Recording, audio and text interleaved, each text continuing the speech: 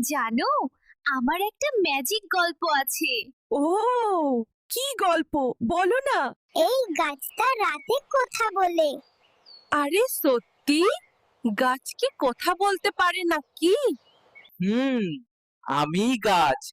আমি তোমাকে অক্সিজেন দিই।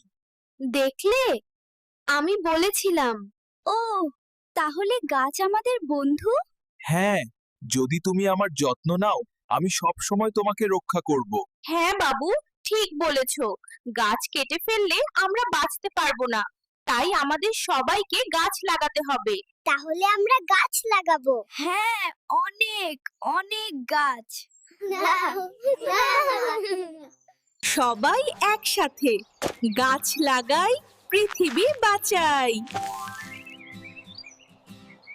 প্রকৃতিকে ভালোবাসো, ভবিষ্যৎ হবে সুন্দর।